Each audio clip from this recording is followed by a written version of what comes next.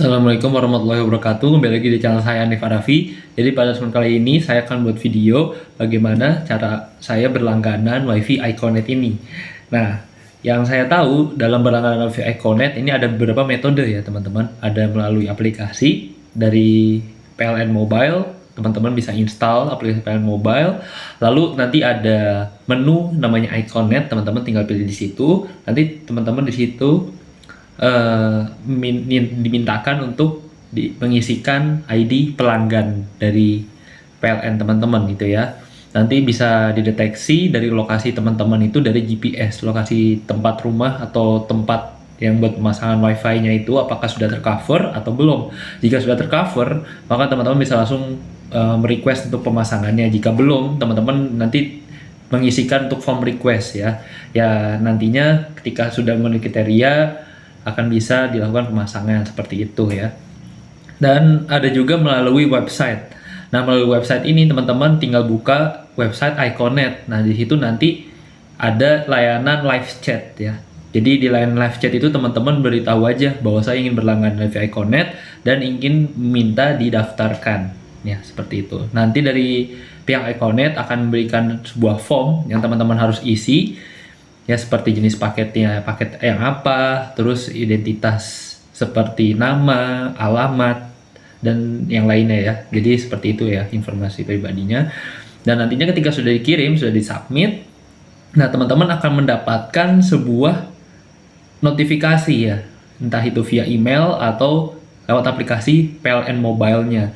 Nah, jadi di aplikasi PLN Mobile-nya nanti otomatis akan muncul tuh notifikasi nomor permohonan juga ya teman-teman. Jadi kan teman-teman nanti request ya untuk pemasangan. Nah, nanti ada nomor permohonan. Nomor permohonan ini gunanya buat apa? Buat men-track proses pemasangan sudah sampai mana gitu ya. Mulai dari teman-teman request, dari proses misalnya pemanggilan teknisinya dan juga proses pemasangannya. Itu nanti ada di situ, ada tracknya ya. Ada kapan nih misalnya hari apa, jam berapa. Di situ ada. Nah, yang saya alami ya, karena saya mendaftarnya lewat website, jadi saya minta didaftarkan. Kenapa saya memilih lewat website? Karena kelewat mobile, ya, karena saya belum begitu tahu ya untuk teknisnya bagaimananya. Jadi sembari saya tanya-tanya, ya udah saya minta didaftarkan aja, gitu kan. Saya tanya-tanya lewat fitur live chat itu ya ke customer service-nya. Untuk pelayanannya cepet ya kalau menurut saya untuk ini responnya gitu. Ketika saya chat nggak lama langsung dibales gitu kan, malah kadang sayanya yang lupa bales karena sedang disambi kegiatan yang lainnya gitu. Tapi pelayanannya oke menurut saya untuk fitur live chatnya gitu ya. Biasanya beberapa live chat itu kadang suka ada yang lumayan lama ya responnya, atau enggak yang error gitu, yang sedang bilang sedang sibuk atau bagaimana gitu kan ya. Seperti itu teman-teman. Nah, bagi teman-teman yang nanya proses berlangganan wifi saya itu berapa lama gitu ya, proses dari request sampai pemasangannya. Seingat saya ya, itu prosesnya sekitar 3-4 hari ya teman-teman. Jadi mulai teman-teman dari request hingga teknisi datang untuk pemasangan wifi teman-teman. Ya karena kan bukan pasang wifi-nya aja ya. Ya harus narik kabel dulu dari tiang listrik ke rumah teman-teman atau ke tempat teman-teman gitu kan, kabel fiber optiknya, karena dia kan gulungan ya teman-teman. Apalagi kalau semisal ada tambahan gulungan karena lokasinya terlalu jauh dengan tiangnya. Nah untungnya kalau saya karena deket ya, jadi ini tiangnya, ini tempat saya gitu. Jadi kurang lebih nggak nambah kabel lagi ya. Saya nggak tahu panjangnya itu berapa pasnya karena masih ada sisa di gulungannya ditaruh di atas genteng gitu kan. Jadi dari yang saya langganan provider sebelumnya juga gitu. Jadi gulungannya itu masih nyisa banyak gitu. Nah saat sekarang saya di rumah itu ada 3 gulungan teman-teman. Ada dari Mayer Public, dari IndiHome, dan yang ini Iconet. Tapi yang terpasang saat ini yang Iconet saja ya. Kan saya sudah pernah ceritakan di video saya sebelumnya alasannya kenapa gitu kan.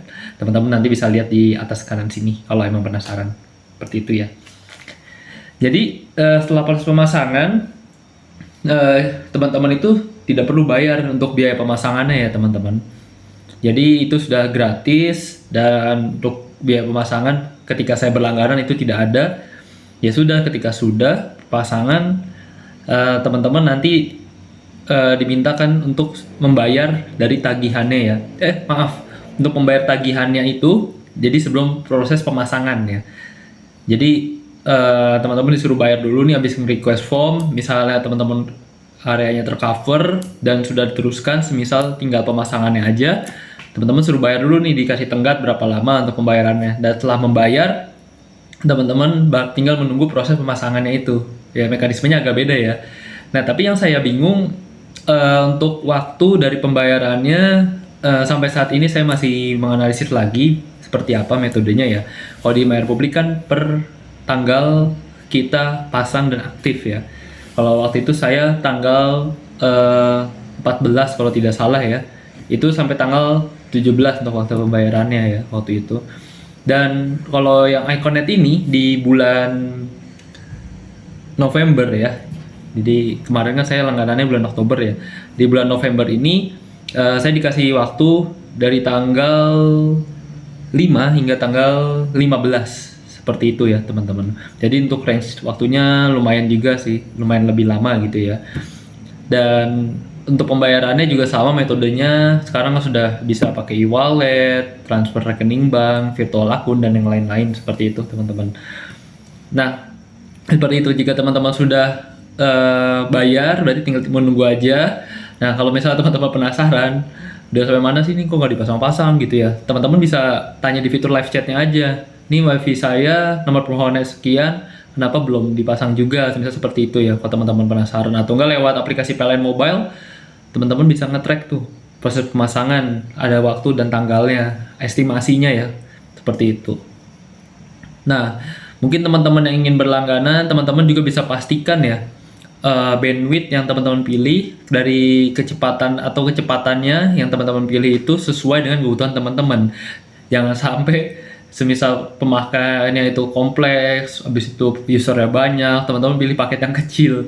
Nah, nanti kalau lemot kan sebagian salah ISP-nya, itu mungkin salah dari teman-temannya karena pemakaian terlalu overload, bandwidth yang kita dapatkan itu dikit, jadi dibagi-bagi kan, terpisah gitu kan, per orang dapat berapa ini kecepatannya gitu kan.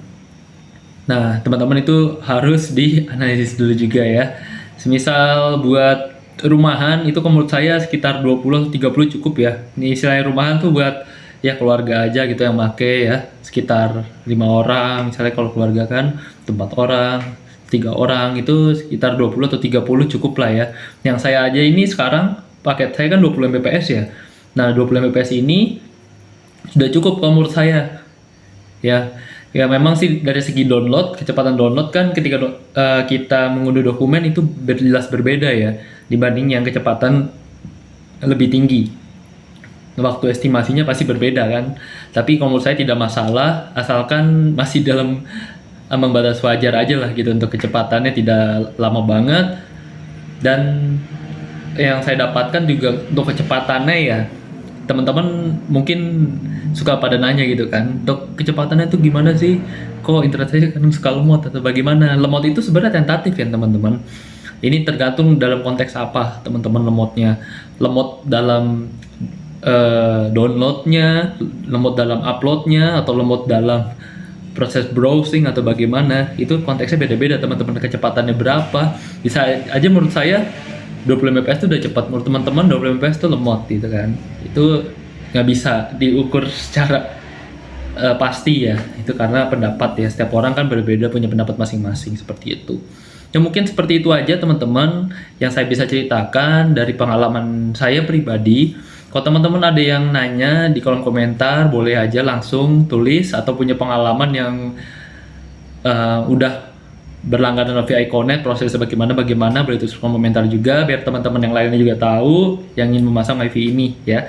Mungkin untuk video selanjutnya saya akan memberikan video impresi berlangganan wifi setelah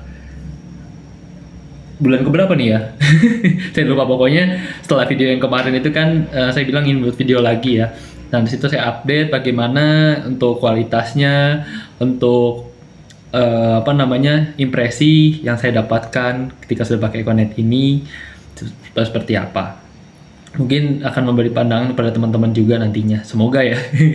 Sekian video dari saya, kurang lebihnya mohon maaf. Wassalamualaikum warahmatullahi wabarakatuh.